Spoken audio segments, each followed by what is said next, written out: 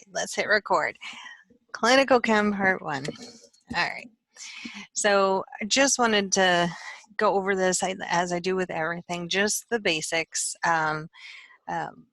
Most of these tests are going to require you to have serum. So make sure you have your serum spun down and make sure the sample is of high quality. So if there's any hemolysis in there, you're going to get skewed results. Make sure you're analyzing it effectively and on time. Freeze it if you need. Careful.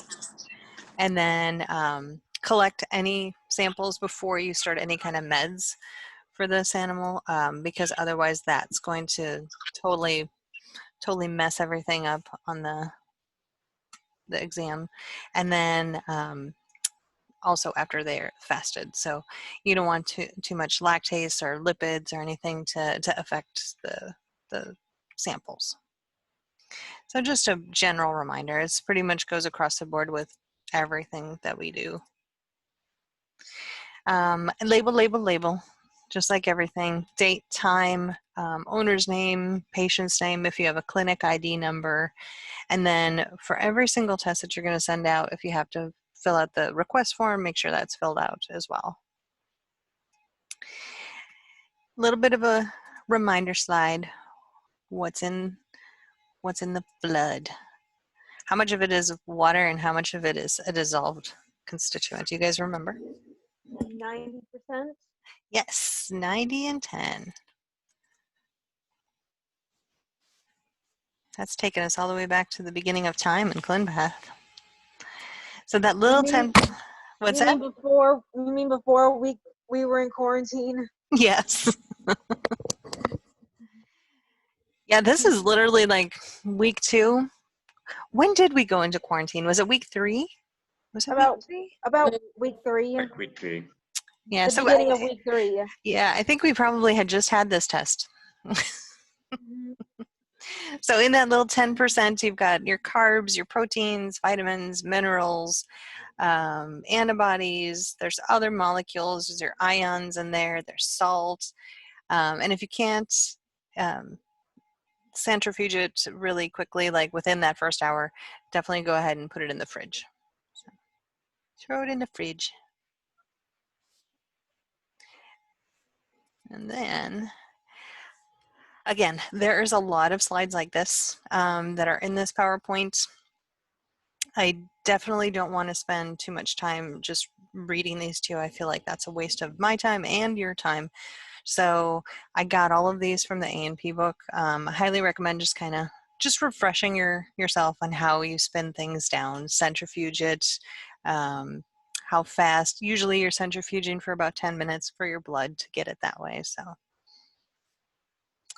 So serum is basically just plasma with fibrinogen taken out of it. So we all remember, I think we had this test too already, about fibrinogen during that clotting process, or maybe we were already on quarantine, I don't remember. But when blood clots, this fluid squeezes out the serum. So if you centrifuge higher than 2,000 to 3,000 RPMs for way too long, what you're going to have is a whole bunch of hemolysis going on, and we don't want that. We don't want that to happen. So just make sure you're spinning it down for the appropriate amount of time and just not too fast. 1 to 2,000 is fine. The one we have, the tiny little centrifuge that I think they took it down to the surgery suite now. That one is fantastic. It's already pre-set up to spin at an appropriate speed. The bigger ones that we have numbers, and generally I like to hit it at like 2 to 2.5. I'm not sure. I don't have any hemolysis. There's no real pamphlet or book that's a little bit older model that we have. So I generally have pretty good luck. If you have to spin anything down at school and you need serum, go between 2 and 2.5 for speed on that one. That's just a VTI thing. So you can also get a serum separator tube, or SST. This one has a little gel in there. So what it does is it creates this physical barrier between that serum and all the blood cells. So inside the walls of these tubes, it has these tiny little silica particles. So that helps the clots get activated. So when you put it in a serum separator tube, you're just going to gently invert it after you collect it, and then you can just set it and let it. Ideally, we would like to spin them down at school. We are definitely going to spin them down, but you can let the tube do the work for you. If you let that tube just sit there for 30 minutes, it's going to go ahead and automatically separate the serum for you, which is pretty amazing and came in quite useful. What was it like? I think I want to say it was like 3 terms ago. We had a student that had accidentally broke the centrifuge, the really big $3,000 one that we had, and it was a mistake. It was, you know, accidents happen. We were able to get it fixed and everything, but that's why now we have to sign it out and all this stuff. But we were also on surgical rotation at that time, and they were freaking out a little bit, but we had the serum separator tube, so it just took a little longer to get the animal's blood work completed because we had to let them sit for 30 minutes and then check everything. So yeah, you can make it happen. We can make it happen. These tubes are like little magic things. Another one of those serum You said separators. we can spin those down too, right? Yeah, you can absolutely spin them down, and that way you don't have to wait 30 minutes. We usually spin ours down at school. Yeah. Yeah. That's what we do at work. I just wasn't, that was like a good way to do it. Yeah, it's ideal to spin it down, but if you have to let it sit at room temperature, it's just going to take like 30 minutes to do anything. Sometimes if I get, like when we were in person doing this stuff, what I would usually do is after 5th period, I would go downstairs and Ms. Nelson or somebody would help me collect a whole bunch of blood for our lab and stuff. So overnight, I would just leave my serum separator tubes all sitting on my desk. So when I got to class for you guys, everything was all separated down and I didn't have to worry about it. So, and that, you know, is it the most ideal way to do it? No, but it's possible. It's possible. So there's some factors that'll influence any kind of test results you'll have. So maybe your syringe was moist for some reason. It got wet. Maybe it was raining and you're outside. If you got a little aggressive shaking the collection tube, maybe you forced the needle through the top when you transferred it into the tube, or you froze it and didn't allow it to come to room temperature. Excess alcohol in the skin, that's a big no-no. And whenever I help out with special topics with the blood collections and stuff, I'm always, that's the one thing I think I'm really kind of strict on, you know, with students, is like, I don't want that excess alcohol. Sometimes you'll see people get, you know, you learn that alcohol can actually help you see the vein and visualize the vein a little bit. But what happens is people start to like overwipe and then they start to just kind of pour it on there. What happens is if you get too much of that in the needle, like you finally get in there and you see the blood, it actually causes a lot of hemolysis with the blood itself. So I always restrict them to using just one and just doing a quick wipe. And I know it happens. It happened to me too, because sometimes it's a little difficult and you get nervous. So just know that excess alcohol is really not really a good idea. It'll influence your test results. This might be a dumb question, mm-hmm. but if you put too much alcohol, can alcohol soak through their skin? Like, it can, yeah. Like, okay. Not too much. It will go in. It'll dry their skin. But what this is usually, what I'm mostly talking about is, I'm sure like you take it and you take the cotton ball and you like squeeze it on there, so the hair is just like full. So the needle actually picks up a whole bunch of that fluid. Some of it can get under the skin, but it shouldn't get in the vein, hopefully. Okay. Yeah.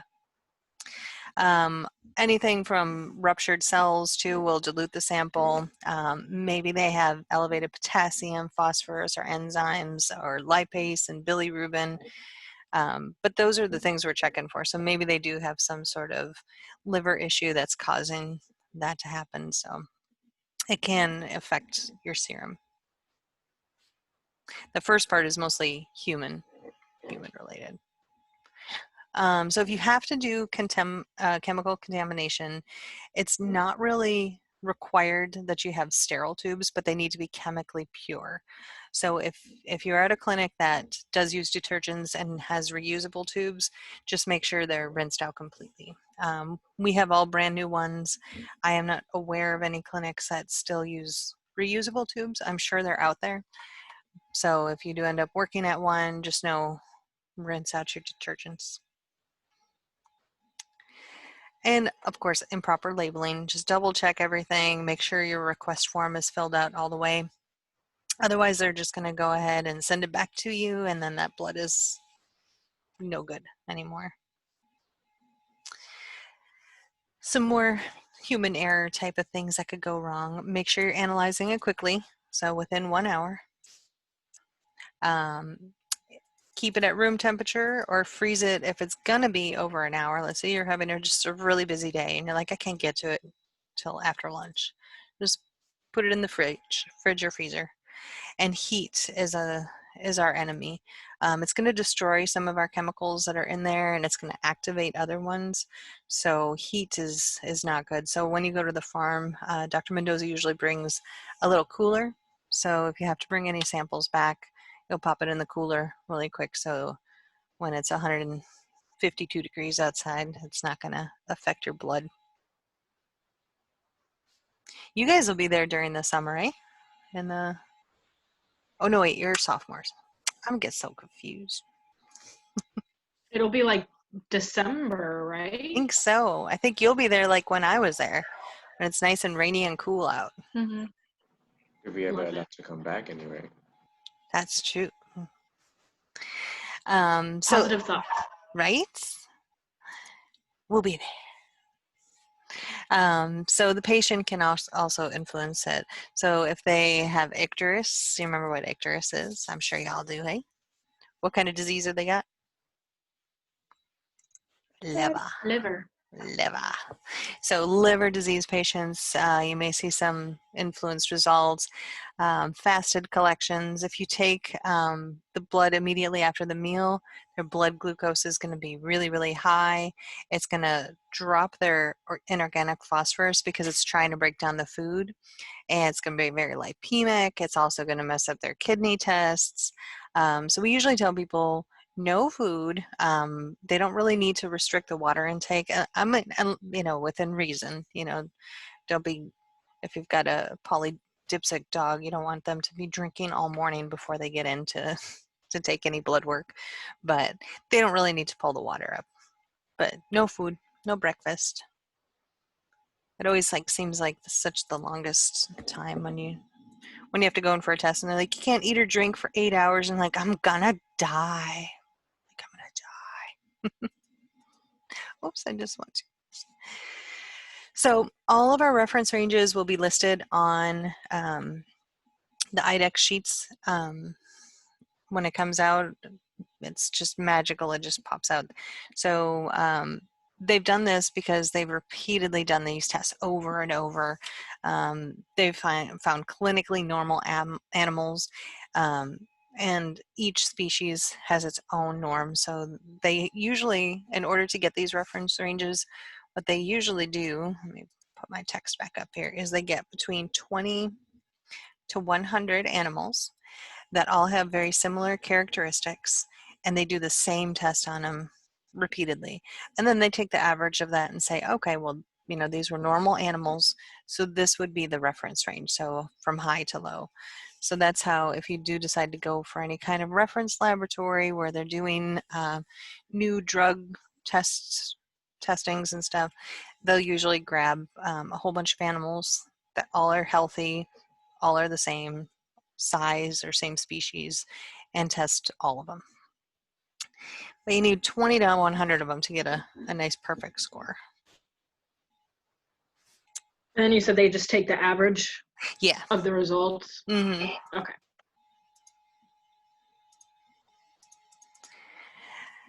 Just the basics. I added a lot of summary pages to this PowerPoint. Just so if you get lost something, these are like the main points of this. I pulled a lot of test questions from these summary pages. Just as FYI. Now we get to look at some machines. Yay, machines.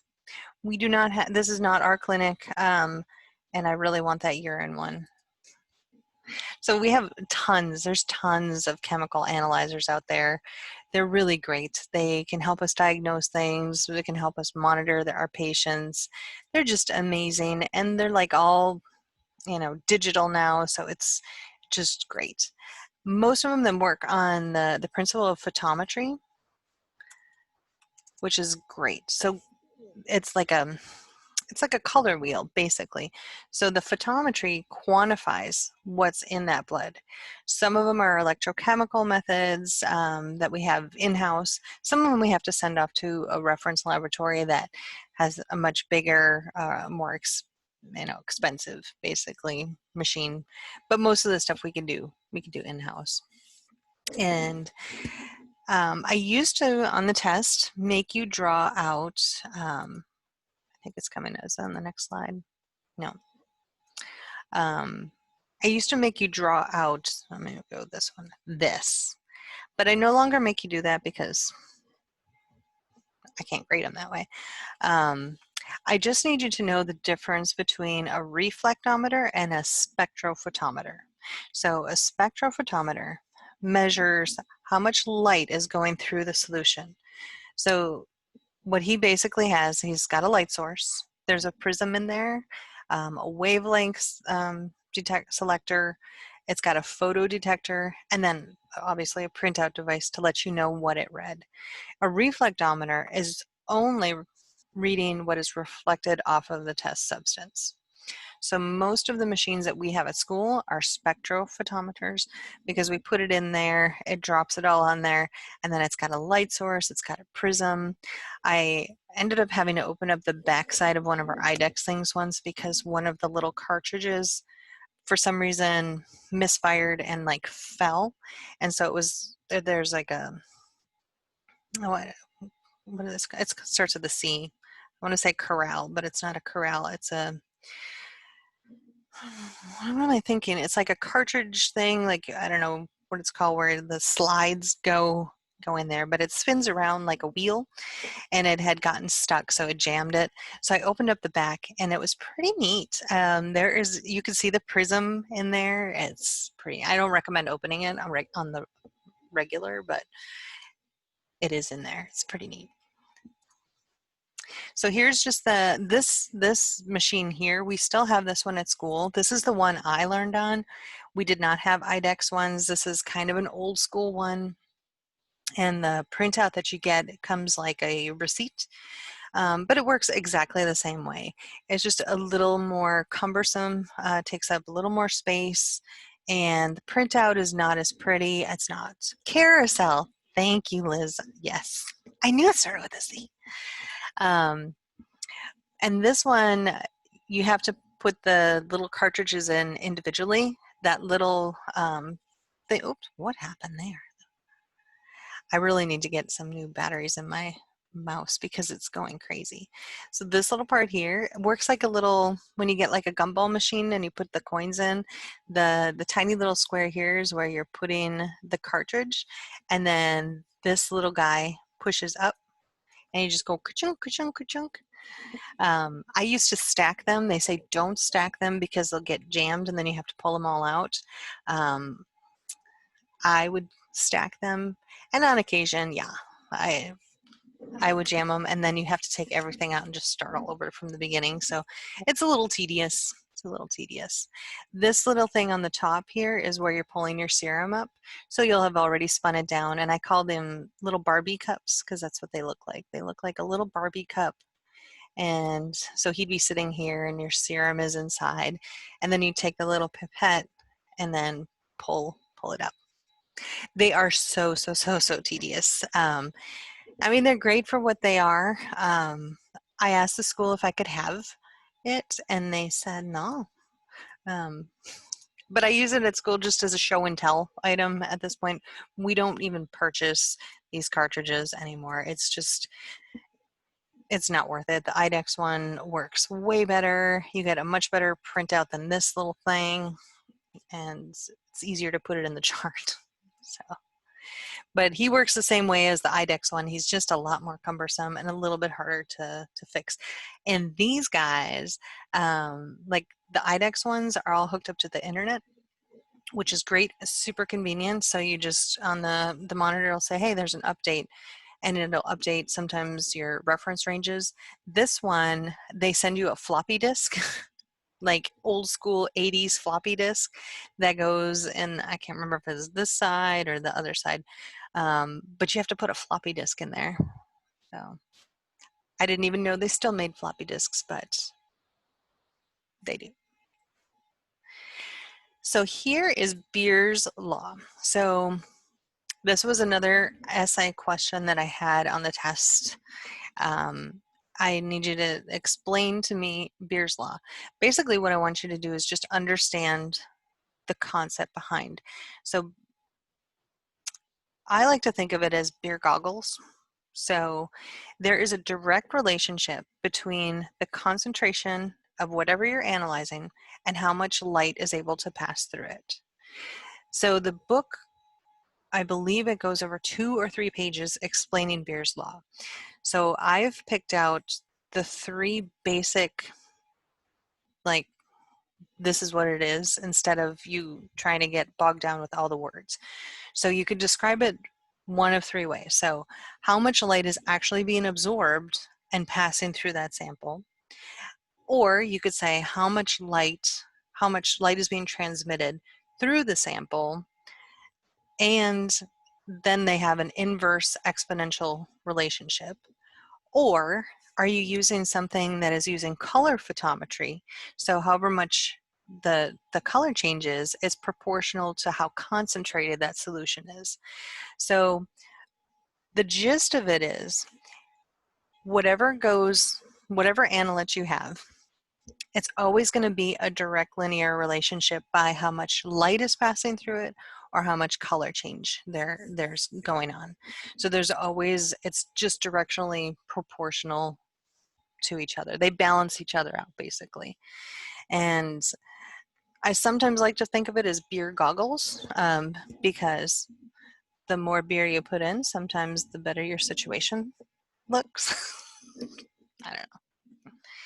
Maybe not the best, scientific example of it, but it kind of makes sense, right? Add more beer, life seems better. You said how much light is being transmitted through the sample? Yes, and how much gets absorbed, how much can get absorbed. So some of these machines work by the color photometry. So as the light goes through it, it'll change colors over here, and then it gives you that readout. Or it just tells you how much light has actually been able to be filtered through that sample. And that's how it's doing its job. So Beer's law, depending on what kind of machine you use, whether it's using a color wheel, whether it's just doing monochromatic light, basically however much is passing through that sample is what's giving you your final result and being able to be printed out. It's a lot of complicated, like I said, the book really goes and pushes you. It just basically takes you in the middle of the ocean and dumps you off somewhere. But if you can just like focus on these 3 things, those are like the basic theory behind how it works. If you want to read the book, I recommend it, but if you start to get bogged down with the way they word things, and I'm going to warn you immediately, it's very detailed, so some people can get a little bit bogged down in it. So if you start to feel overwhelmed, just go back to the basics. Just know what the basics of Beer's law is, and that's all you need to know, even for the VT&E. And they're not going to walk up to you in clinic and ask you, okay, I need Jazzy to tell me how Beer's Law works with this IDEX machine. They're not going to do that for you. I just kind of want you to know the basics of what's going on behind these machines, because we kind of look at them sometimes as like, these are so cool, they're just magical and they just do all the work for us.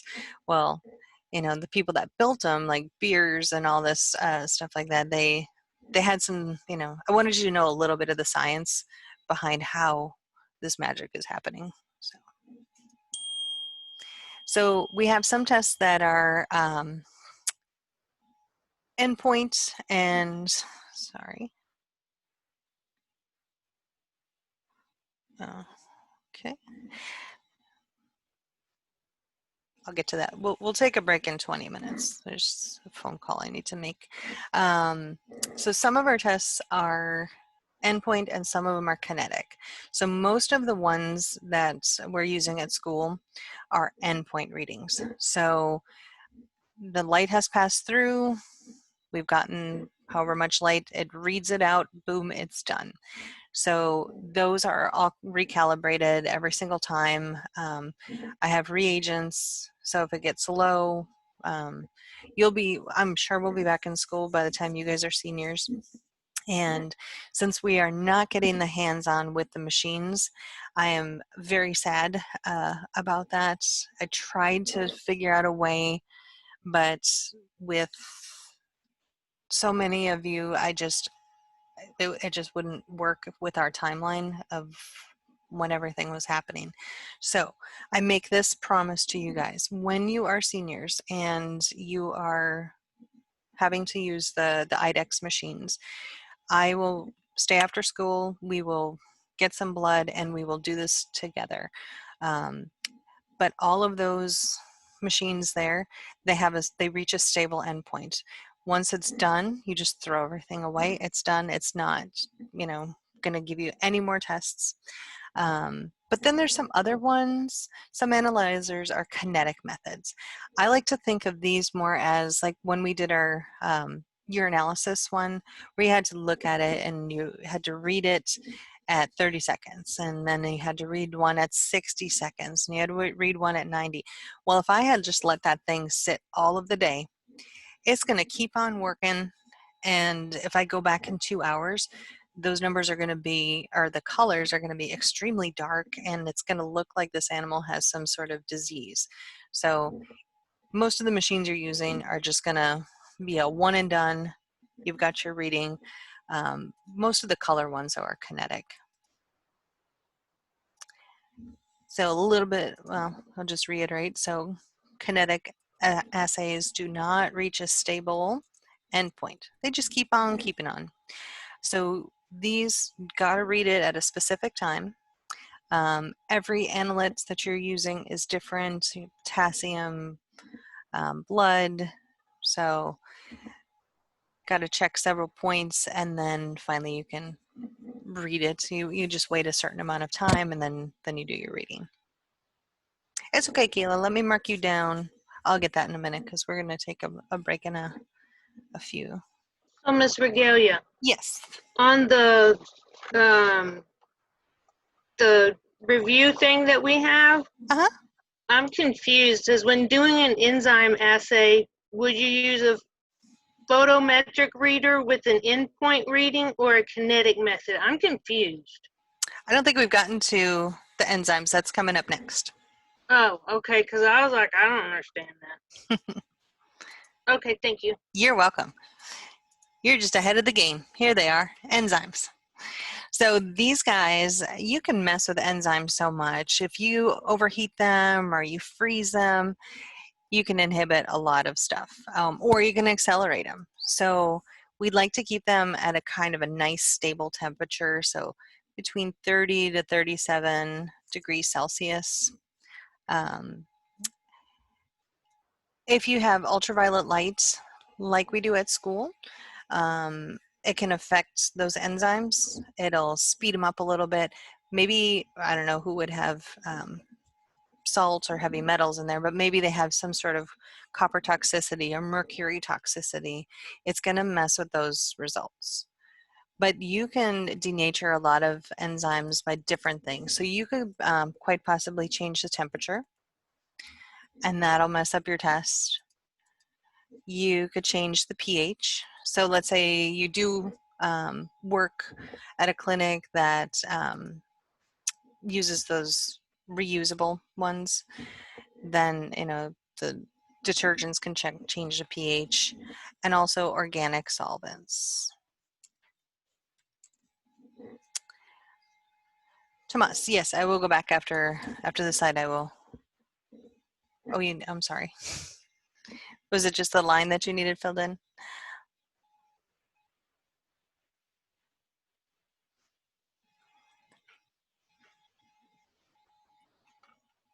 Thank you, Emily.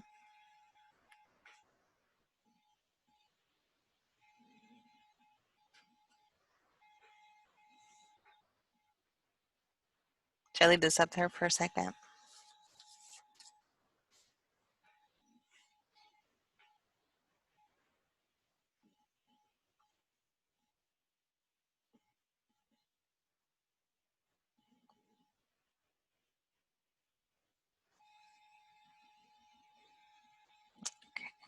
Let's move on.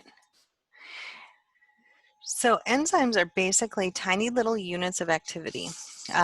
So every person that has tried to figure this out, every investigator develops his own method and unit of measure. So what they've done in the science world is they established the international unit, or IUs.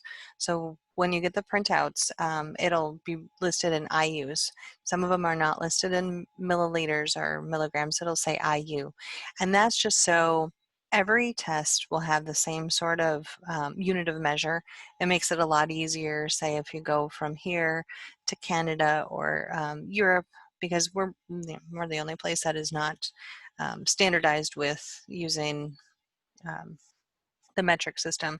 So this international unit really kind of makes an even playing field, so all scientists can work together and not have any confusion there. So what they usually do is you don't have to know this, but how they develop this unit is they take the amount of enzyme under any particular test, and then they catalyze it, and they catalyze that conversion of 1 micromole of substrate per minute, and then they calculate that out.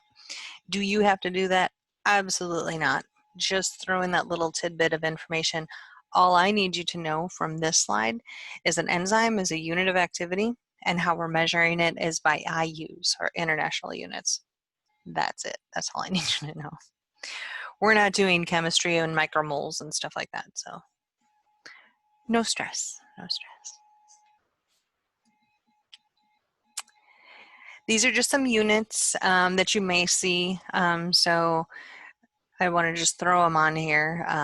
Milliunits per milliliter, units per per liter, or units per milliliter. So that U just stands for units. That's it. That's all I had to say about that. And then you got your enzyme names. Huh, I just did a paper on this last Friday for my nutrition class. Ugh. And she only gave me an 80. I was very sad. I was very sad, but it's fine. It's fine. So all enzymes have their names from the substrate that they act on, or whatever kind of biochemical reaction that they participate in. So lipase, he works with lipids. So that kind of goes together, L and L. And then you got your lactate dehydrogenase. That one works with lactate. And then you have this huge group of isoenzymes. So this is one of the groups of enzymes. All of them have very similar ways that they have catalytic activity, but they all have different physical properties. So I like to think of isoenzymes as us, like we're a whole class of isoenzymes. We all have different physical properties, but we basically all do the same job. We're all VETEX, we all do the same job, but we just look a little bit different. We come in different packages. So that's what isoenzymes are. They work the same, they just look different, built a little different. They're all the same on the inside.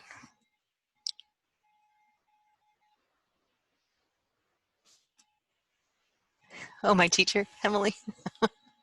Yeah, I was really mad about that. And I actually sent her a message, and I did apologize because that's not my performance, like for tests and stuff. And I said that I mistakenly thought I could handle easily 4 classes this summer, but my history class is literally taking up so much of my time. I'm working on it 5 days out of the week, and so I feel like I'm neglecting my other classes a little bit as far as the reading goes. So I'm hoping that she's a little more lenient with future grading, that she knows that maybe I have taken on a little too much. But I don't want to drop her class because I'm done with history at the end of next week. So that stress will be done. It'll be done. So you have some that work, some machines work with ion selective electrodes, and some work with electrochemicals. Some of them have these cute little electrodes, and they determine how much is in there. So these little electrodes go down and go boop and just read everything, and they're super cool. They're super sciencey. I just think they're kind of amazing. So they are called ion selective. If I could spell, that would be great. Electrodes. So these little tiny electrodes only know how to work with one ion. So it goes in, it either detects it or it doesn't detect it. That's it. So they're very, very specific. Or you could work with an electrochemical. So this one has reagent strips or cartridges. This is what we're using with our IDEX. We have cartridges that we're putting in there. So they have little biosensor reagent strips inside of those, and that's how it's doing our reading. So it'll drop a little bit on each one of them, and all of the little cartridges have a little different color. Some of them are blue, some of them are green. So however much light passes through that serum, this electrochemical can like detect and read like how much analyte gets through. They're just so cool. They're so sciencey.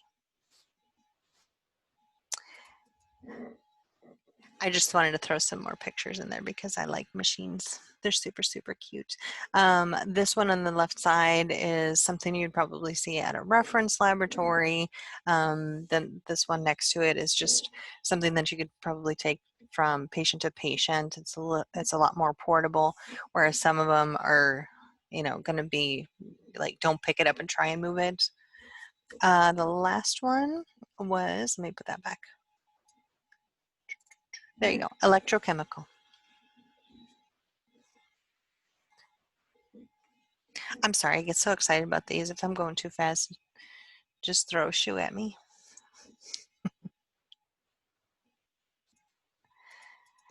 So this would be the electrode analyzer? Yes, yeah. So here's just some features and some benefits to the common ones that you that you would use. Your liquid reagents, you can get them in bulk. It's great. You can also get them in unitized cuvettes, which means that's a little more expensive. But with the bulk ones, you're going to have to figure out a place to store it. Some of them have special requirements for handling, like they need to be under a certain temperature. They need to be in the dark. Some of them are very flammable. Some of them are very toxic. So if you get the unitized cuvettes, they're already like pre-measured and you don't have to worry about that. A little more expensive, but if you don't have a place to store things or a safe place to store things, it's probably a better bet.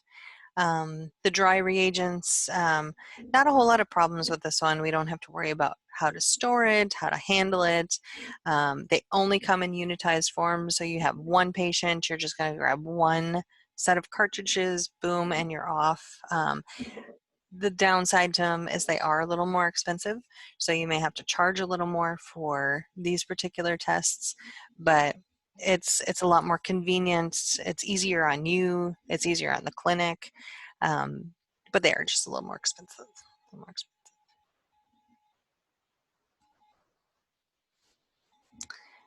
Just more pictures. I threw a lot of pictures in here because I honestly don't know what this one on the right is. I just think when sciencey things have a blue printout screen that they're like so fancy. So I looked up to see if I could figure out what this one was, and I still can't find it. I don't know if it's an old school one. I don't know. But I love things with blue printouts. I just think they're just so fancy. They just look like super science, doesn't it? Like, it's just fancy. So it's just pictures, pictures. Most of our stuff now uses software, so they do interface with practice management software, so you can pull things up when you're pulling up your patients' reports. It helps like with any mischarges, so you're not like missing a test and not charging them for the test, and then they're like, oh, now I'm in trouble. But as soon as you run everything, it kind of cross-references everything. The one we have at school, I don't believe does any of that. We work with kind of a older system, and that I can't even think of the name of it now, where you actually have to individually type in all of the charges. When you get to surgery, you'll have to do like a charge list for the client and all that stuff. But for those, they make you do it kind of the old school way, where you would have your chart and you're like, okay, well, we did this test, and this test, and then you go into the management software and make your bill statement. So most places now, the clinic that I worked at, everything is integrated. So once we type up in the room that we're running this particular test, it already adds it onto their bill. So it's very convenient. Then some of them are just for one thing, like the dedicated use. The most popular one is the glucose. So it's just great, you know. If you just need to test one thing, you can just get these. You can get them over the counter. We used to just pick ours up from Walgreens at the clinic because we had a lot of diabetic cats. They get it all the time. All of the times. Yeah, Emily, it's super convenient. I'm not sure why. Speaking of Tamagotchi, Anna. So my oldest daughter was talking about Tamagotchi, and I had one like in the like late 1990s, you know, and I have no idea whatever happened to it, but she really, really, really, really wanted one. And so I found one on Amazon, and those little suckers are like $30. Yeah, she's so excited to get it. It's supposed to be delivered on Thursday, and this kid has been doing nothing but talking about it since I bought it for her. This is my special needs daughter. She gets real hyper focused on certain things, and so since Sunday, that's all she can talk about, and asking me about every hour or two, like, what day is it, and what day is what day is my Tamagotchi coming? So she's pretty excited about it. So it's funny you said that, but it does look like a Tamagotchi. I had a yellow one back in the day. I think I got her. I don't know. She's got the one that I bought is like one of the original, not original, but you know, there's two styles. I guess the version 2 is supposed to have more buttons on it. I got her the one that's just 3 buttons, like feed, clean up the poop, sleep. Figured too many buttons would be too much for her. So anyways, take care of your instruments. So I threw this on here just to remind you, these are all sensitive instruments. Got to be careful with them. We have in the past had students break one of the IDEX machines. Miss Taylor was extremely displeased that day. The student freaked out a little bit. One of the IDEX machines locks once you hit the lock button. It locks, and she put the cartridges in there. But there's 2 sets of cartridges you needed to put, and she forgot to put the other one in. But she had already hit the lock button, and the machine started to go. And she thought that it would be better to pull the drawer. Well, what happened when she pulled the drawer is it broke the lock, and then the whole machine started going beep, beep, beep, and it was a huge mess. We rent those machines, so we do have a warranty on them, so they came out and fixed it, but it took like 2 weeks to get fixed. So that being said, if you run into any problems with the IDEX, if it's flashing red at any given point, come let us know.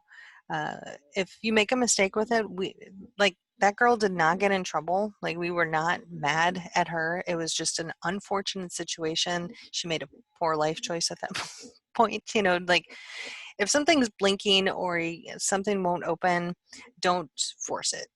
Just come get us. I do some of the maintenance on it, and so does Miss not Rivera, Miss Taylor. So just come get one of us. And there is a toll-free number on there. So if you can't figure something out, and either one of us are like extremely, extremely busy, and whatever, there's the IDEX number that is posted in the cabinets right above.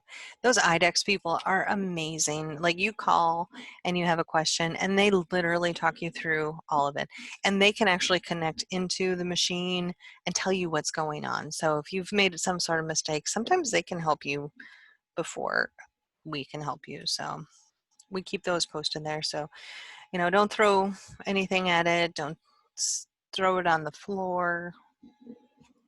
You know, be careful.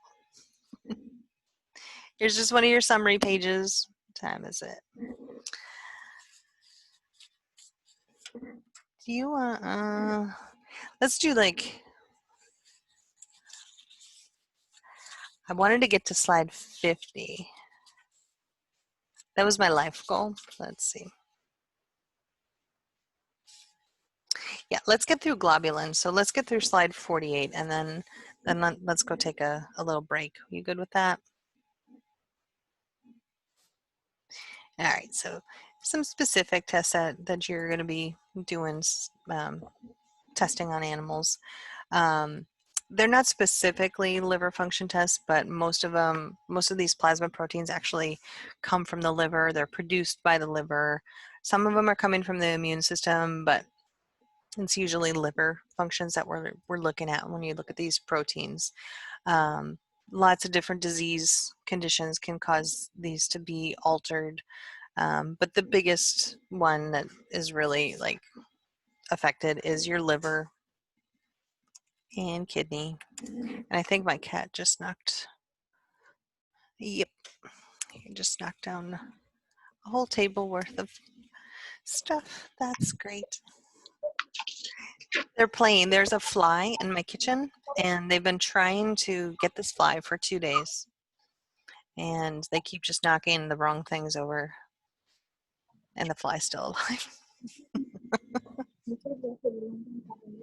So as far as proteins go, there's more than 200 that exist in the body. Do I need you to know all of them? Absolutely not. There is no way in God's green earth that you or me are ever going to be able to memorize 200 proteins.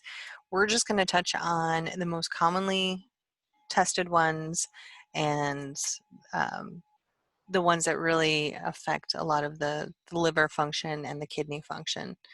And the ones that when this animal is going to surgery, the Ms. Taylor and Dr. whatever doctor we get, will be asking you, like, is this a good value for this animal? Is this a normal value? Would they be safe to go under anesthesia with this value? So we're just going to hit on those.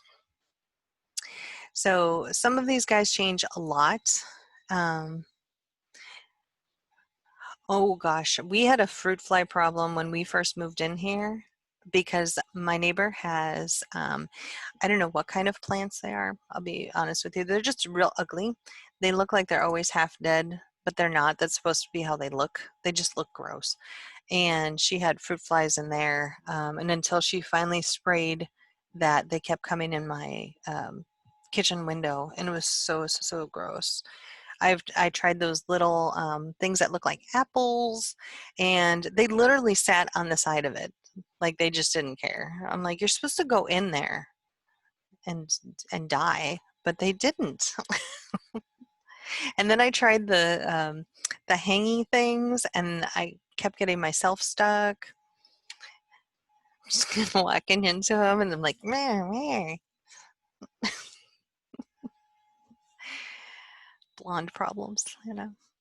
So some diseases are going to really, you're going to get a pronounced effect on these tests, and then other ones it's not going to bother it so much. So you're going to get some, well, I lost my thing. So you get some age-related concerns. So the older the animal gets, you know, it's going to affect their protein concentrations. Most commonly performed in vet med, what we usually do is the total protein.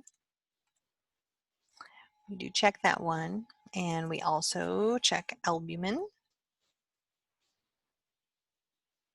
And we also love to check fibrinogen. But the older they get, the total proteins are going to drop. Obviously, the fibrinogen is going to drop, and albumin. So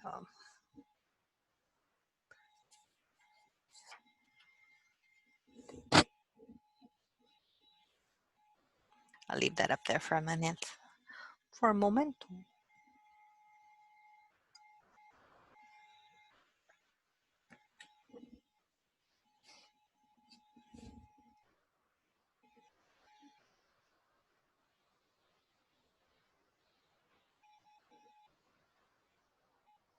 Oh, that's a good idea, Shatoya.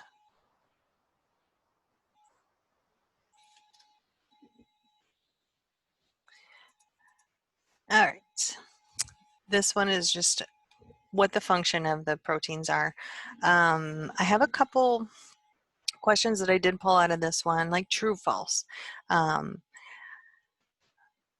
True or false, plasma proteins can serve as hormones. So those are the type of questions that I pulled out of this. It used to be a written question where I said, give me 3 functions of plasma proteins. But I obviously had to change that a little bit. So when you're looking at this slide, look at it more as I've kind of converted these into true false. So as long as you're familiar with some of the functions of plasma proteins and what they do for the body, you're going to be totally okay. So, and this is also in your A&P book. So if you're doing your total protein, pardon me, your total plasma is going to include the fibrinogen, but then you spin it down a little further and you remove that, then you're going to get total serum. So, and you know, like different things could affect your total protein. So maybe their liver's not working great anymore. Maybe they didn't have the proteins distributed throughout their body appropriately, or their body can't break it down or excrete it. Maybe they're dehydrated. Maybe they're overhydrated. So many things can really affect this total protein. So if you know the animal has liver disease or is extremely dehydrated, just realize that it's going to affect their total protein. Total. So we do need to determine their hydration status. We could do that by looking at their total protein. So if they are dehydrated, they have hyperproteinemia, mostly because it's just really concentrated. It's going to be really high levels. And if they are overhydrated, it's going to be decreased because now you've just added more water to the Kool-Aid, so it's very pale, and you know, versus making it nice and dense. Like I love Kool-Aid. I love Kool-Aid, but I love it like super flavored, so I don't add as much water as they say. So we do use total protein if we're screening them for any kind of swelling, edema, ascites, maybe they have diarrhea, weight loss, If we suspect renal or hepatic disease, we may do total protein. Any kind of blood clotting problems, we'll check their total protein.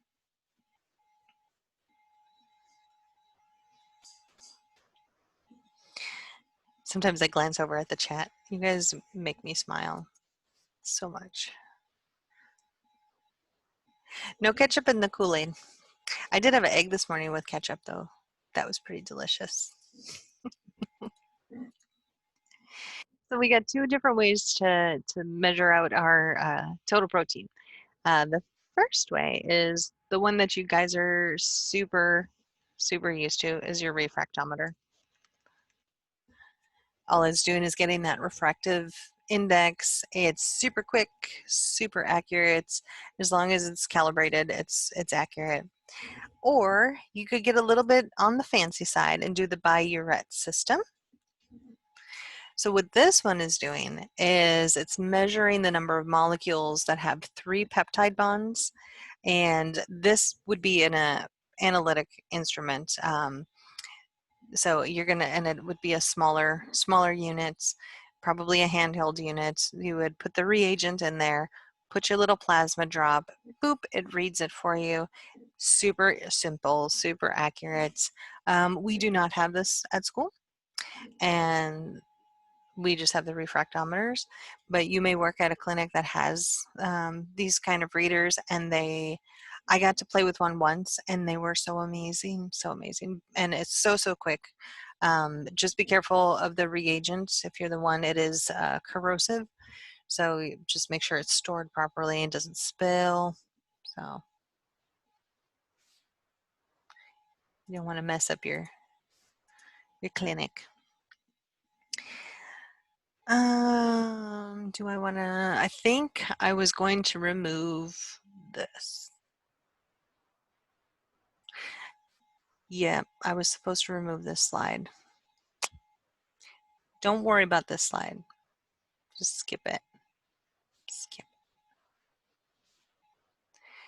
So your albumin, he's pretty great. He is super important.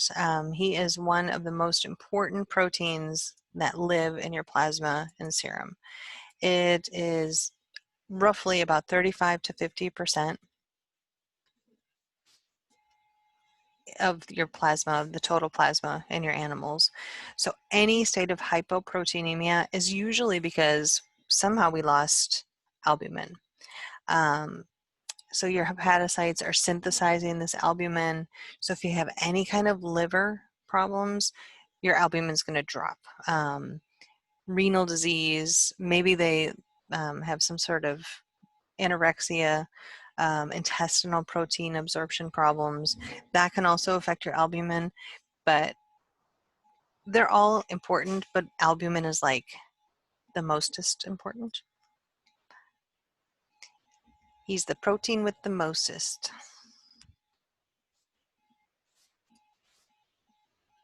So I put this in red, and I put it on here again because I think it's super important. He is the major binding and transport protein. So he kind of does everything. He is the mom of the blood. He makes sure everybody gets to school where they need to go, make sure their shoes are on, all that stuff. He also maintains pressure, osmotic pressure of plasma, so your veins don't just crash in on themselves. And the primary photometric test is the bromocresol green dye binding method.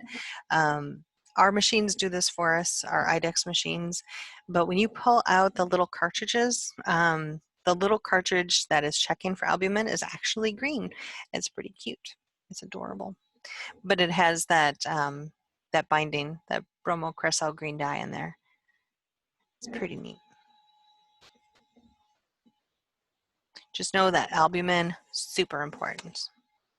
Al is like super.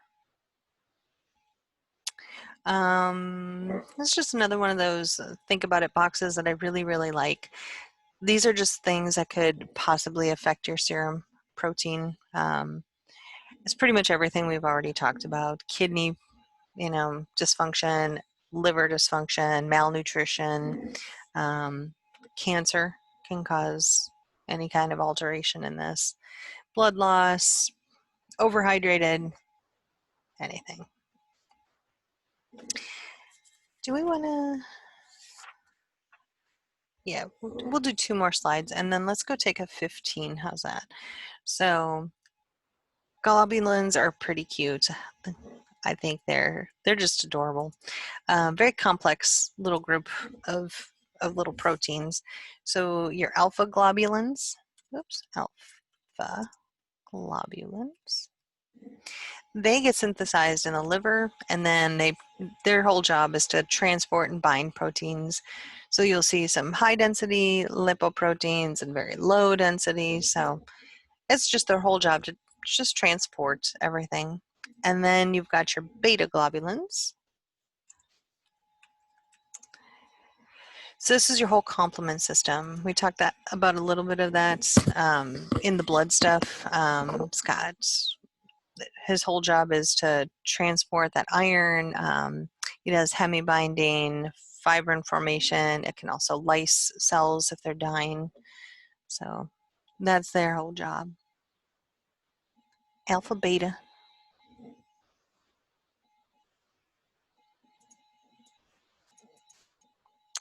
And then you got your gammas. These are your tiny little immunoglobulins, and I'm pretty sure we talked about this too in the blood. They are synthesized by plasma cells, and their whole job in this world is antibody production. And we've already talked about this the first 8 weeks. Don't forget your major players in there. There's definitely more immunoglobulins, but the major players are G, D, E, A, and M. So we don't typically do direct measurements of each one. I can't go in there just tomorrow and say, I'm going to pull a couple cartridges and check for IgM on this animal. It doesn't work that way. You would definitely have to send that off to a reference laboratory. But what the machines are doing for us, it can check the globulins and the gamma globulins. All it's doing is kind of subtracting the total proteins from the albumin, and whatever's left is your globulins. So if one of them seems particularly low and the doctor wants to send it off to a reference laboratory, then they could really specifically say which one is missing. But in general, it's not doing that. It's just doing basic math for us. That's all it's doing. You know what? Let's do 2 more slides because I want to finish off the globulin stuff, and then we can move on to something new when we come back. So this is what I was just talking about. The machines are going to do this for us. You don't have to do this. I'm not making you do this math on the test. But the machines will give you how much albumin to how much globulins. So after it alters this is when you're going to see all these pathological conditions show up. But if they both get reduced at the same time, let's say, they were at a certain level and then all of a sudden this animal's just dropped, but at the same rate, then we would look at that and go, well, it's really low, but they both dropped. So now I'm thinking this animal might have some sort of hemorrhage going on. But the ratio should be like a 60 to 40, or, it should be equal to 100. But if all of a sudden both of them drop in the same thing, it's usually because they have some sort of blood loss, or maybe their liver is hemorrhaging or something like that. But yeah, I'm not making you do this math, so no worries. And the only takeaway that I need you to take from this slide is in dogs, horses, sheep, and goats, albumin will always be greater than the globulins. But in cattle, pigs, and cats, the albumin should be equal to or lower than the globulins. So the machine is doing that top red part there. It's calculating by dividing the albumin by the globulin, and it's giving you this ratio. So as far as test goes, because I'm not doing the math for you on this test, it's silly. There's no reason to do it. That machine does it for us. Just know who's has got more albumin than globulins and who's supposed to have more albumin than globulins. So that's the only takeaway from this slide. And with that, I think we should take a break. What you say? Come back. She said it's 1:18. How about we come back at 35? Does that sound like a good plan? Yep. There we go. So fibrinogen, that gets synthesized by your hepatocytes, and it is the precursor to fibrin. That's just a bit of a flashback from the first 8 weeks. And don't forget fibrin, it's an insoluble protein. It forms the matrix of all your blood clots. So if you don't have that much fibrinogen, you're not going to be able to clot as well. And it only makes up about 3 to 6% of your total plasma. You'll never find it in serum because we have removed it by spinning it down. So that is why you're never going to see it in serum. And that is why we like to use serum for most of this test, because it's not going to be affected by this fibrinogen.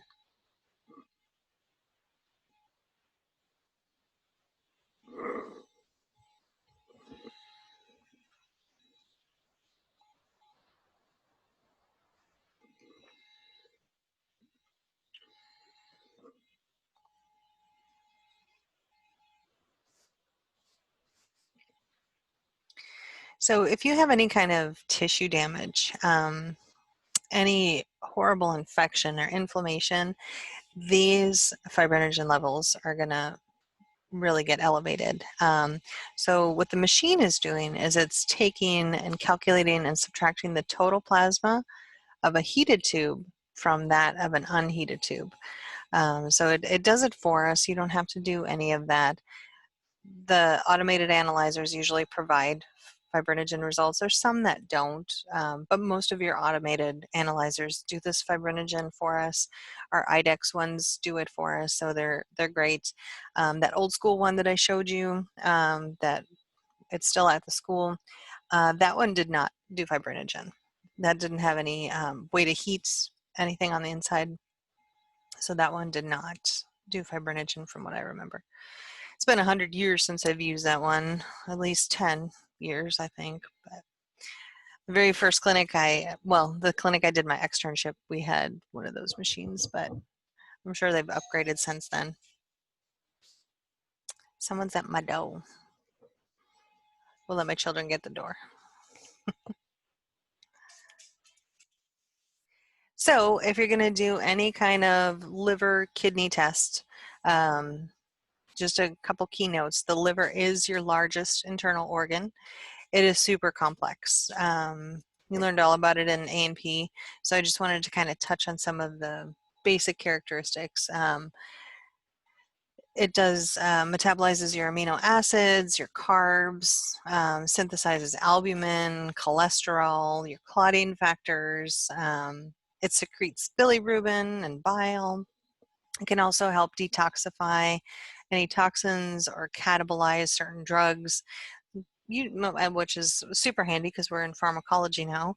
So a lot of the drugs that we're talking about really love to go to the liver, and the liver tries to clean everything up because drugs are essentially a poison that we're putting into the body, and it has to go through the liver, and it synthesizes it there.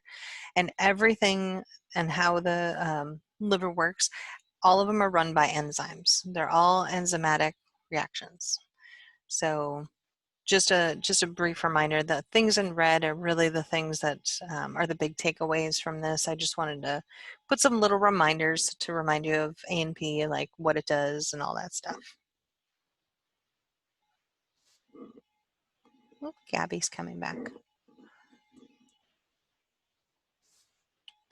Ooh, thunder. I hear it. Then you got your gallbladder. He's best friends with the liver.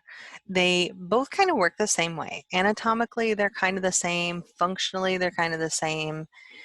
not the same size, but they kind of do the same thing. He's just like the little mini-me of the liver. And his primary job is really to store any kind of bile. So if you have malfunctions in either one of those two organs, you could get hypoalbuminemia, jaundice. They may have hemostasis problems, so problems bleeding. They could be hypoglycemic or hyperlipoproteinemic. They may have enlarged liver or swollen gallbladder. So just know that the gallbladder is just like a liver, just a little mini-me. He can't do everything, but he does a lot of storage.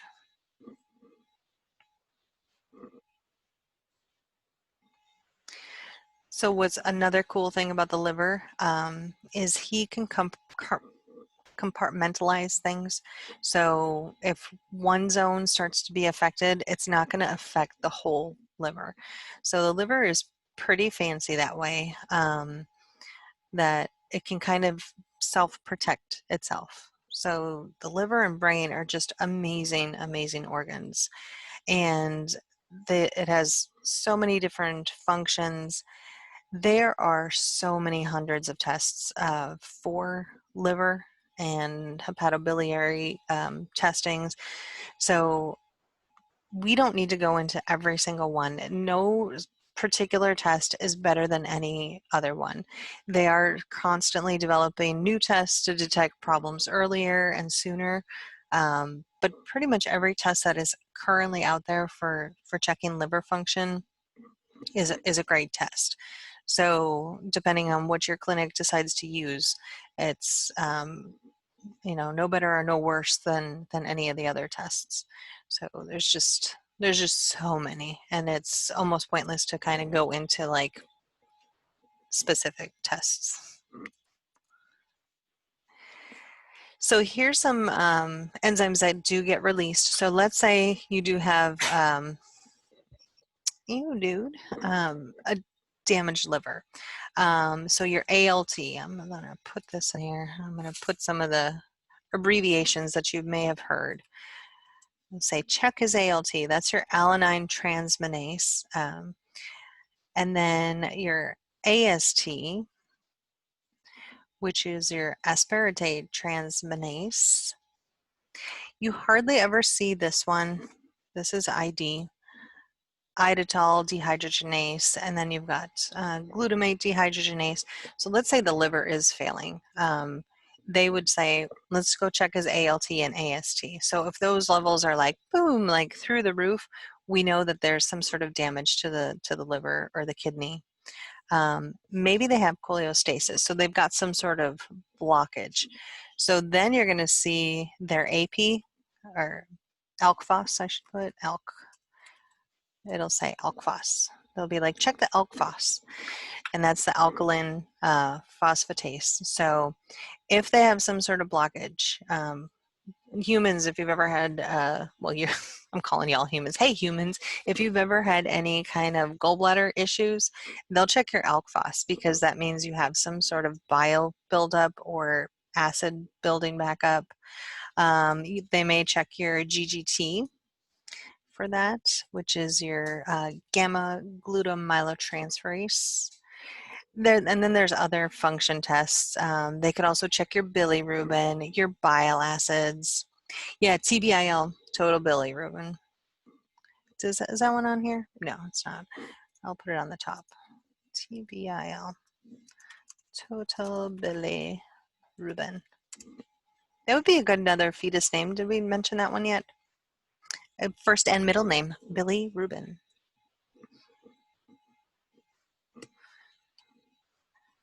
I'll give that one away for free.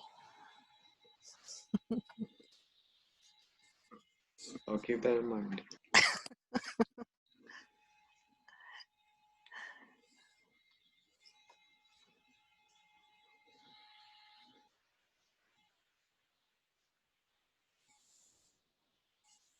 You leave that up just for a second? Yep, absolutely. So would ALP be the same thing as ALK phos? Yeah. That That's how it's abbreviated on ours. That's why I was Oh, curious. okay.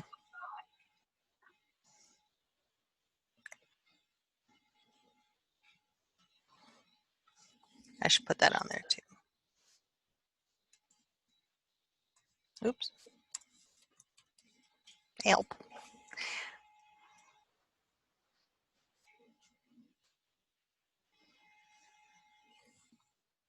Ah, these words.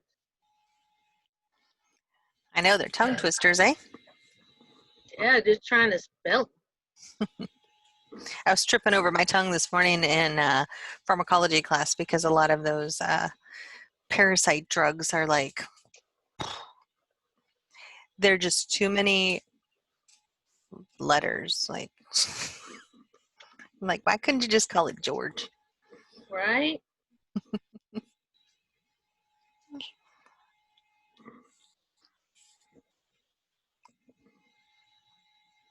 Should I leave that up for a little bit longer?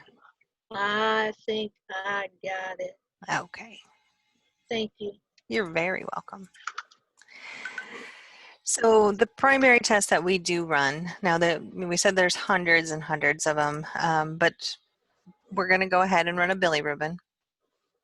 We like to run the bilirubin. And they also usually run a bile acid test. Some of the other function tests are a little less sensitive, and because the liver is so effective at compartmentalizing its issues, those usually aren't going to display a problem until at least 2/3 to 3/4 of the tissue of the liver is damaged. Good examples of that are albumin and cholesterol. So the body is going to try and still keep up with whatever disrepair is going on in the liver, or malfunction is going on. So if they really feel like the liver is starting to fail or the gallbladder is starting to fail, the first two tests that they're going to go to are bile acid and bilirubin, because those are going to be the ones that are going to start to look a little askew first, and then they'll move on to other ones. Because if they just go for the ALT and the ALK phos and all that stuff, the liver's still trying to look like it's normal, and it's trying to act fine. But the bilirubin and bile acid are going to be your first clues that there's some sort of liver issue.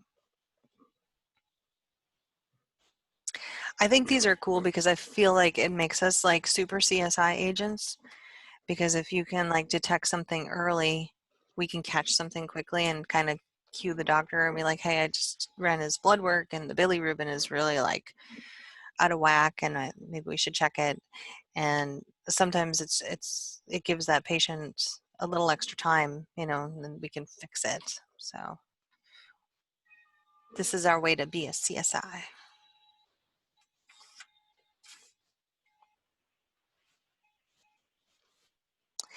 So just a reminder of what bilirubin is. This is just that insoluble molecule. So when you're breaking down hemoglobin and it's going through the spleen, you get bilirubin. So it then gets bound to albumin, because albumin is super important. He binds everything and he takes it to the liver. And then in the liver, those cells metabolize it and they conjugate it so you can secrete it and put it out in the bile. If it goes through the GI tract, it'll produce urobilinogens, and then you'll excrete it in the feces, or some could go to the blood, and then you would excrete it through the kidneys, so it'll come through your urine. But just the stuff that's in red is really testable. The only other extra one on here that I would put a little star by is this first one. Just know that it's an insoluble molecule.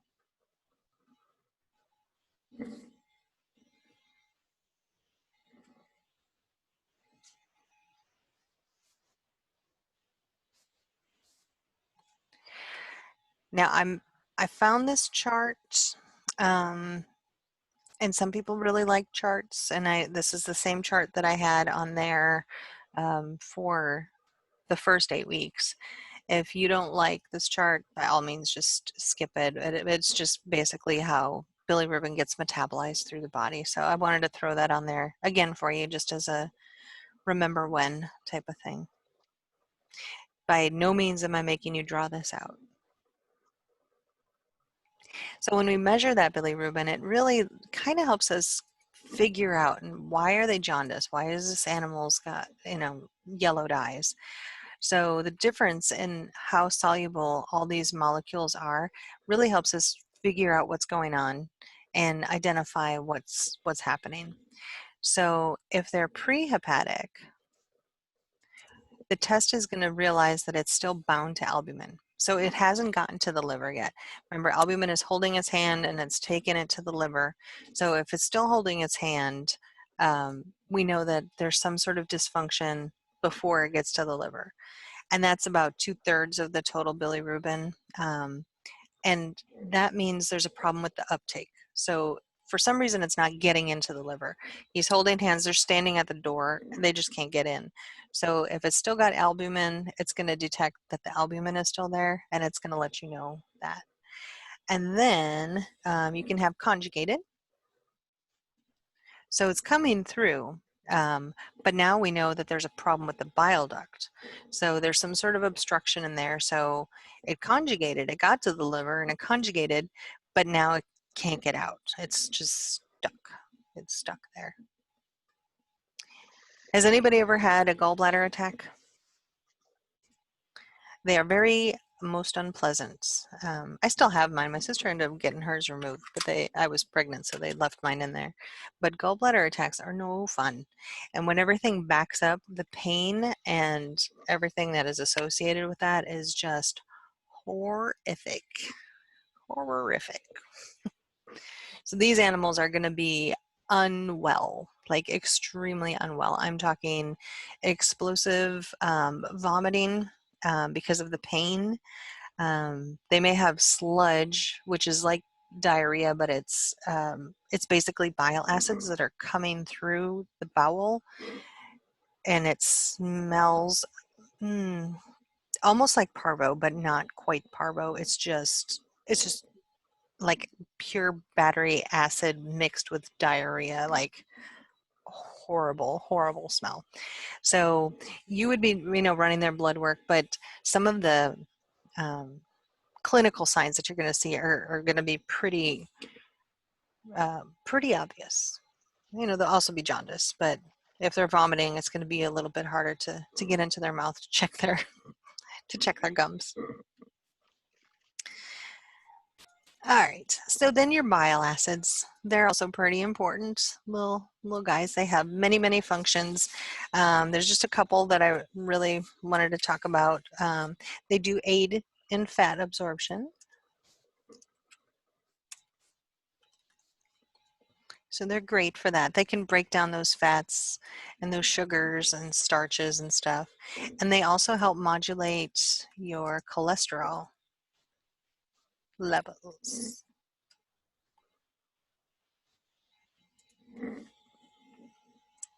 So all these bile acids, they are synthesized in the liver. So the cholesterol is conjugating them with the glycine and the taurine and turning them into a bile acid. So then it goes through the membrane, it goes to the duodenum, and then it gets stored in the gallbladder. And then when you eat, it contracts and then releases some of this bile to go ahead and try and break down the food. Whatever you're eating, it's going to help process that. The only one that is an exception to the rule is a horse, because horses do not have gallbladders, those lucky little guys. Huh? Huh? How come they don't have gallbladders?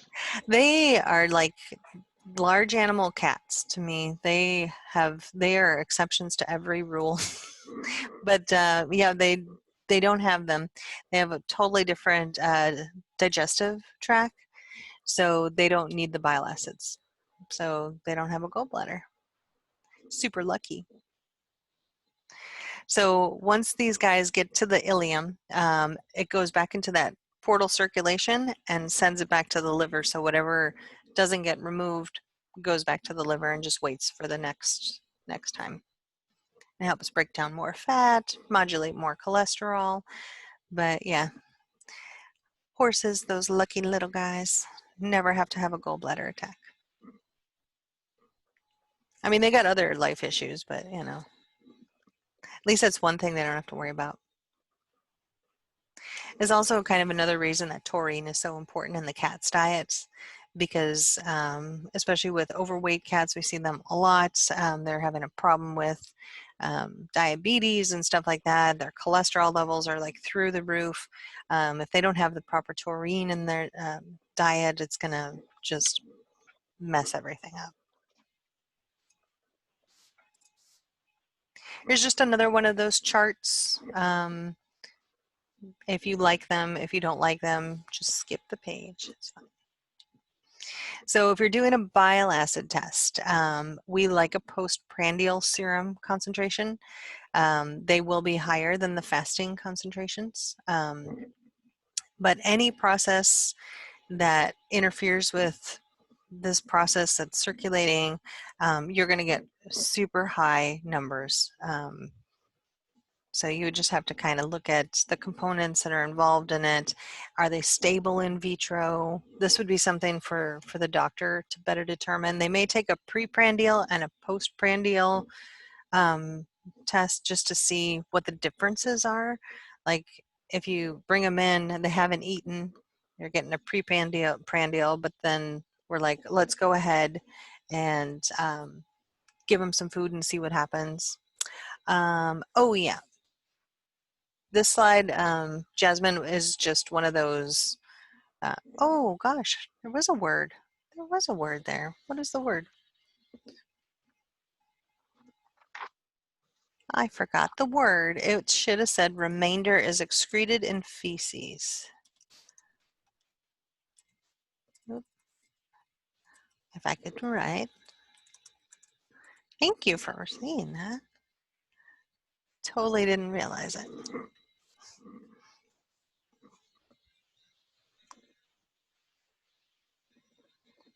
Emily does a pre and a postprandial for the bile acids.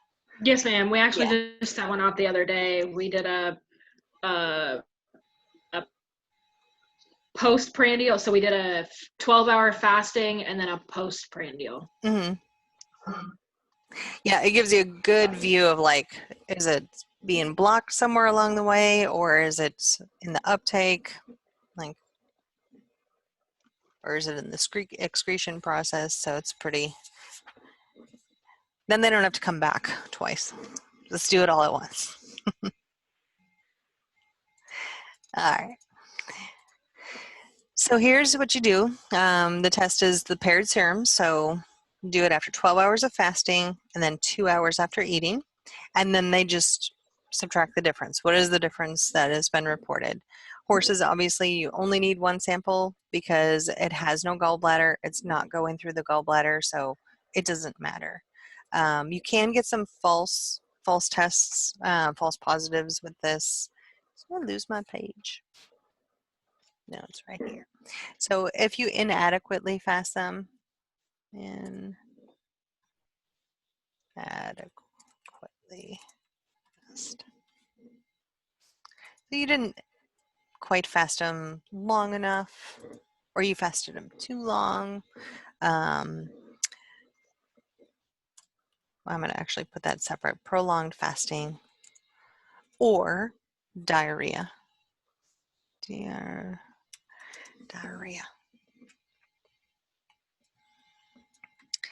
The other thing that can really mess this up is food aromas. So if your break room is really close to where you're pulling blood for these animals and somebody has just made their hot pocket and that smell comes through and this animal has been fasted, this is actually going to get their tummy gurgling, which is stirring up those acids and making it think that it's going to get food.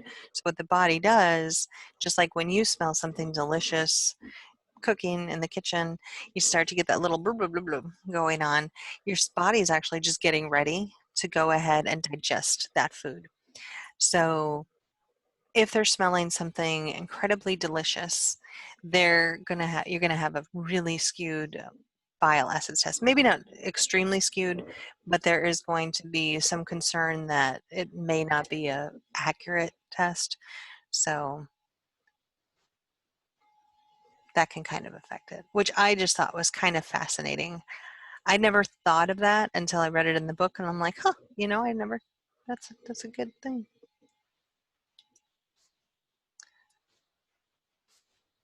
Oh, I'm sorry, did you guys need that up there for a little bit? Should I put that back? Are y'all good?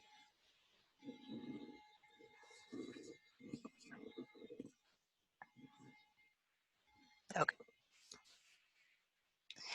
So if you have elevated bile acids, usually it's a liver disease. So there's some sort of congenital portosystemic shunt. So things aren't shunting through the liver as they should, or they have cirrhosis of the liver, chronic hepatitis. Maybe there's a blockage, which would be cholestasis, or it could be cancer. It doesn't really tell us, though, if you do this bile acid test, it doesn't really tell us what specifically is wrong with the liver. It could be any number of things. So you're looking at the whole picture. Okay, we've got this elevated bile acid. What else is going on with them? Do they have jaundice? What else is happening? Are they experiencing pain? So there would be several other screening tests that you would have to do to determine, is it cancer? Do they have some sort of shunt issue? That sort of thing. So there's different tests that you would need to do as well. It's just another one of those circulation pictures. Actually, it's almost exactly the same as the other one. And then we got our cholesterol. So it is a lipoprotein. You produce it primarily in the liver, but you also ingest it whenever you eat. We do not check animals' cholesterol very often. So I didn't want to spend a whole lot of time on this. I just wanted to give one slide to it. Sometimes we use it for cats. If we're trying to screen for hypothyroidism, sometimes they'll run a cholesterol test on that cat. But it's really not going to cause lipemic plasma after eating. So it's not something, this is more of a human test type we would do. It's very rare that you would do it in animals. But that's why I just wanted to give him one slide. We're just going to touch it and go, bye. So as your liver gets damaged, these enzymes starts to leak out. This is the exact same slide as the other one, where I've got everything on there with your ALT, your AST, GLDH, and your ID. These last two, you may not see. Our IDEX does do ID, but it doesn't do the glutamate dehydrogenase. But every single test usually runs ALT and AST. They're super common to run. If you wanted to do any of the ID or the GLDH, you would have to send that off to a reference lab. So if your ALT and your AST is fine, the doctors would be like, I don't know, and you're going to have to send it to a reference lab. So this is just a reminder slide. So your ALT, he is mostly found in hepatocytes, but it does flow through the cytoplasm too. And you'll see spikes in this within 12 hours of the liver being damaged. So it's really great test for dogs, cats, and primates. The stuff in red is what I got on the test, for sure, for sure. Pinky swear promise. So know this one. How soon are you going to see elevations in ALT? 12 hours after it's damaged. Also, horses, ruminants, pigs, and birds, it's not that we don't care about the ALT, but they don't have enough of it to even be diagnostic. But in cats, dogs, and primates, this is a great test. Also, you can see elevations in this. Let's say the kidneys are damaged. Maybe they just had a recent cardiac arrest. So there's damage leaking from those cells. Skeletal muscle, pancreatic cancer, It's just a screening test is what I'm trying to get at. So yes, it could be the liver that's malfunctioning, but maybe the owner didn't realize that their dog may have had some sort of cardiac incident the night before, and they brought him in and their ALT is really, really high. There would be other, this is just a screening test. We're like, okay, his ALT is high, but why? Now we need to like dig a little further, figure out what's going on. Is this liver disease? Is this something related to liver disease, or is it something completely different that's causing this ALT to pop? 90% of the time you're looking at liver problems, but it's possible that it could be something else. And then you got your AST. Again, in your hepatocytes, it's in your cytoplasm. Most severe liver damage releases this bound, so it's bound to something. These levels are going to rise a little bit slower than ALT, but they also go back to normal really quick. So if they have had a cardiac event and their AST has gone back to normal, you'll never know that they had a cardiac event because the body is able to fix this quickly. His most common reason for spiking is liver disease. It could also be muscle inflammation. So maybe they've gone through some sort of trauma or recent surgery, extensive surgery. That could cause it. Could be necrosis, or it could be hemolysis.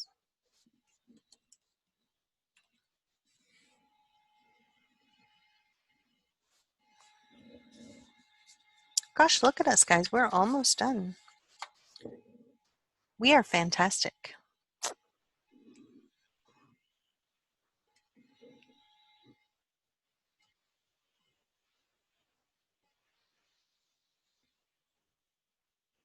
I'll leave that up there for a minute so you can get that.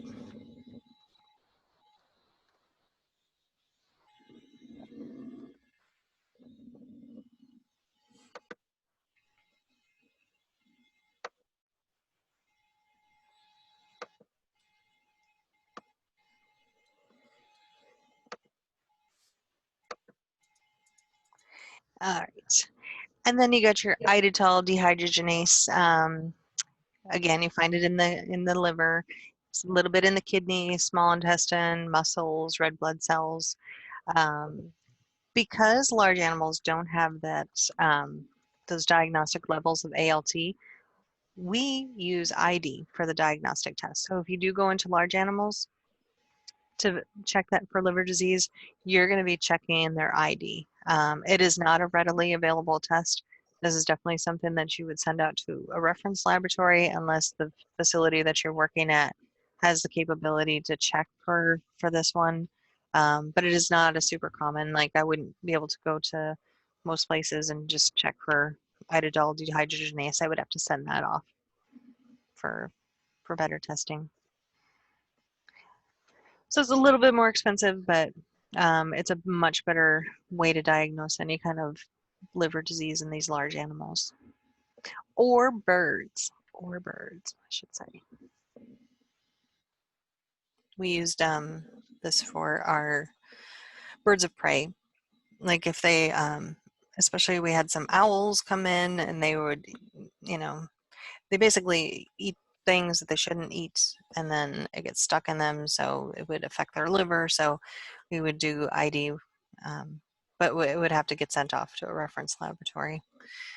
But we would start pre-treating them as if they had some sort of liver failure. And then you got your glutamate dehydrogenase. He is bound to the mitochondria. He loves mitochondria. He just holds their hand. You'll find high concentrations in cattle. They have this, sheep, and also goats. Again, there is no standardized test method for this in a regular veterinary practice laboratory. So this is another test that you would have to send off to a reference lab, and they would have to check that out. Unless you work at a super, super fancy one. Can you leave that there just for a second? Absolutely. Oh, matter of fact, oh, I got confused. Never mind. Let me write this down real quick. Okay.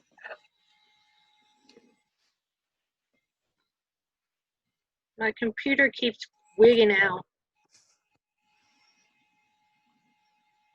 Guys, I bought myself a present yesterday. So I went to Target and I needed to get milk and stuff like that. Well, I bought myself an Apple Pencil. I had been looking at them, but at the Apple store they were $149, and at Best Buy it was $139. And I went to Target and I was just looking, and it was $99. And I said, you know what, self? You deserve a present today. So I got myself one. And then, so what I'm going to do is the homework number 3 that I assigned to you guys, what I'm going to do, because and now my writing actually looks like people writing and not like a 3-year-old trying to, use their fingers on something. So I'm going to actually go through all of the questions that were on that homework 3 math and then make a video for you guys so you have that. So it'll look way prettier, and I'm super excited about it. And now I can put my art stuff back on my iPad. I'm excited. So I don't really know how to charge it, but it's fine. I will figure out that later, but I didn't read the insert. I got it late last night. And then if anybody is a Bath and Body Works fan, the one on Fry Road is reopened. They reopened apparently, I guess, last Friday. They are the pilot store, one of the pilot stores that is reopening after this COVID thing, to see if they can maintain social distancing and in a cleanly environment. Oh, you work there, Haley? The one on Fry? And I didn't see you? I went and I got my blueberry candles, and I'm actually a really super shy person, just as a FYI. So the Zoom thing is really like it makes me very nervous, because I'm constantly, I can see myself and I don't like to see myself. So I do my blueberry candle, and it just kind of like, oh, so I got my blueberry candles yesterday. I work at the one in Rosenberg. Oh, okay. Yeah, but they're opening that one, I think Sugarland's First Colony one, Mhm. and a couple others in that area this week, last week. I think Yeah. we're open now. We've been doing training stuff. Oh, okay. So, but I have a 30% discount. Nice. Well, next time I need, and they had because COVID shut it down right around Easter, well, before that. So all of their Easter stuff at this location, if you guys love candles, they have everything 50% off. And their Easter stuff smells so good. So good. We're also supposed to be doing any like hand soap and sanitizer for 25% off, Nice. I think. Where did you say Yeah. this was again? Bath and Body Works. The one on Fry and I-10 near Katy, that one's open. So if you need to go. Yes, it's amazing. It's amazing. Anyways, I don't know. Let's get Got back another. to this. Huh? I got Sure. a question before I forget it. Okay. The idital dehydrogenase is the one that they use for the large animals? Yes. Okay. That and this glutamate dehydrogenase. So that'll be large animal. Okay. All right. So let's say you got an animal that has a blockage. They have some scoliostasis. There's a bile duct being obstructed. You're going to look for alkaline phosphate, or their AP or ALP, it may show up as on the printout. You also find alk phos in osteoblasts, chondroblasts. You see some in the intestine, placenta, the liver. But for small animals, we do like to use it to detect cholestasis, or cholestasis, I should say. So if your alk phos goes really high, they may have some sort of blockage. Blocking it. Oh, my computer. It's just tired. I Oh, I also completely can't even see you right now. I have to log out and log back in. bought these yesterday. So they're supposed to be like, because I've been getting migraines, but I feel like when I put them on, it gives this weird reflection, and I don't know if it bothers you guys. Does it bother you that my eyes are glowing blue? Not really. Okay, because then I'm going to wear them, because I've been getting such headaches from the blue light that I got these. So I am going to put them on. If it doesn't bother you, then I'll keep it on. Does that say cholestasis? Yes, it does. Okay, now I'm gonna have to go out and come back in. Okay. Yeah, I was using it last night on my iPad, and I didn't realize that they were a thing, but Tarjay had them, and I saw them, and I said, I think I need that too. I need all of the things. I love Target. It's been so long since I've been there. And then she told me they have a new app, and I was like, oh my God, what are you doing to me? What are you doing to me? All right. So then you got your GGT. Primarily, you find this in the liver. Cattle, horses, sheep, and goats and birds have a much higher level of this than dogs and cats. And usually if they have some sort of obstructive liver disease, their GGT is going to go. Oh, Isabella, I'd never be able to work there. I would just have to hand them my check right over. Be like, okay, I'm going to work for 8 hours and then I'm going to buy this aisle. This is just a summary page. Just wanted to throw those in there because these are so huge.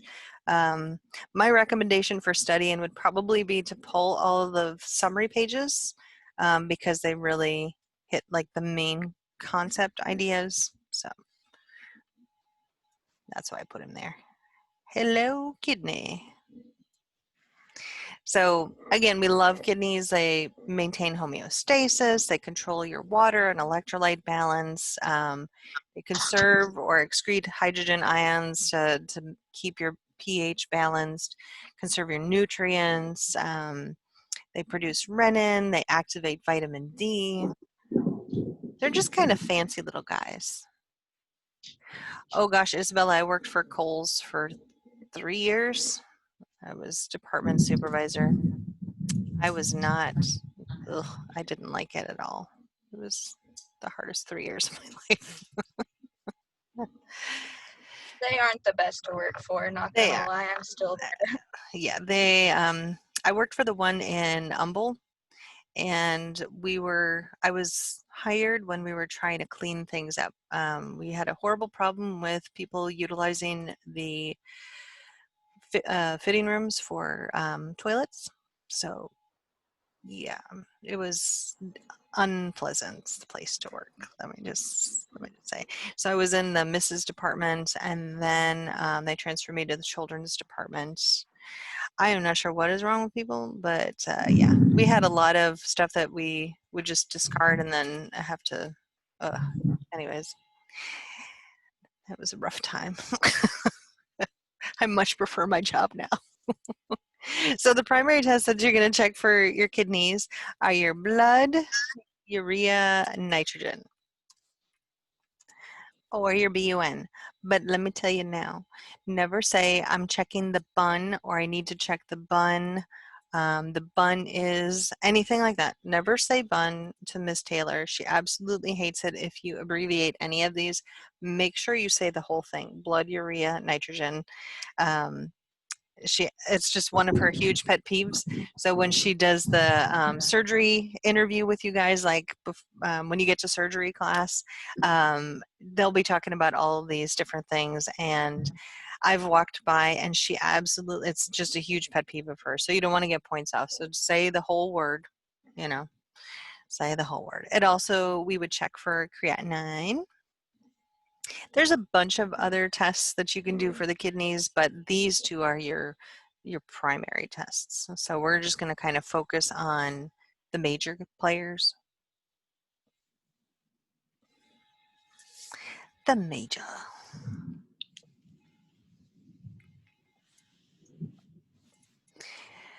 So your blood urea nitrogen is the end product. All of the acid being broken down in mammals. We use it to just kind of check how is the kidney. What was the second blank from the last one? Oh, let me go back.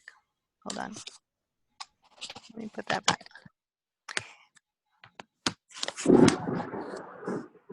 Creatinine.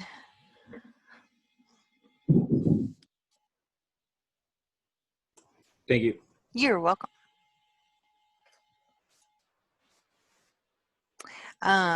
Normally, if your body is working great, all of your urea is going through the glomerulus and it's going to the renal tubules. Some of it's getting reabsorbed and then you excrete the rest of it. But if you have a broken kidney or it's just not working as it should, what's going to happen is it's going to not release enough of this urea, so it's going to increase your blood urea nitrogen. So nothing's leaving, it's just kind of staying. So they missed the bus. Yeah, I think it's starting here. It's just really thundery boom boom. Thundery boom. You know what we could do, guys? Let's just finish BUN. Let's meet up tomorrow. We'll finish this tomorrow and then start on part 2. How's that? Let's just go to slide 83. So we're almost done. But because the storm it's knocked out 3 people already that they messaged me. So let's just finish 3 slides and then we'll just call it a day. Sound good? All right, so things that can mess up your tests. Maybe they have some sort of bacteria. So they had a kidney infection.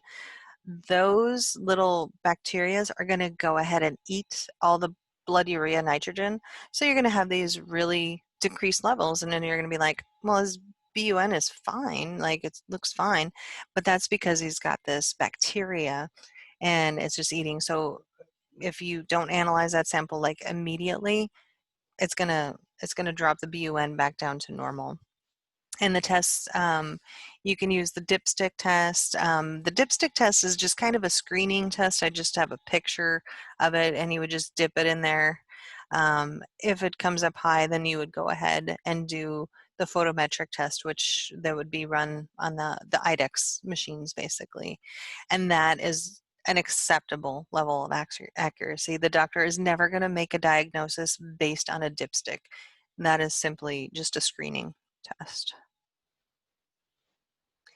So here's your azo sticks. I got a couple of these at the school. This is like the best picture I could find. Ours didn't come in a box, but they're called azo sticks. All right, let's finish this slide and then we'll go sit outside and watch the rain. So urea, insoluble molecule, you gotta excrete it in a high volume of water. If you have increases in BUN, it's usually caused by dehydration because now you're retaining all that urea. And that, I think you already covered in the other class, azotemia. So increased retention of urea results in azotemia. I think Ms. Nelson had covered that. I can't remember what class that was. You can also have maybe an animal that's on a high protein diet. So if you know that they have a high protein diet, you should expect that they're going to have a high BUN because they have a lot of amino acids flowing through their system. So if you do go to work at the zoo and you're working with a bunch of lions and tigers and bears, super high protein diet, you check their BUN, you're like, oh my God, it's high. It's fine because they're eating all that stuff. Also, strenuous activity. I could spell activity. That's going to break down the amino acids. So maybe you're checking a horse that is a racing horse, and their BUN, is really high. Well, it could be because they're quickly breaking down these amino acids. It's spilling out into the blood, so you're getting this urea nitrogen picked up in the blood that way. Also, age, sex can affect all these differences. But the primary things are dehydration, high protein diets, and strenuous activity. So them's the big players. All right, guys. It is now lightning by me. So how about I leave this up here for a second. I'm going to stop recording.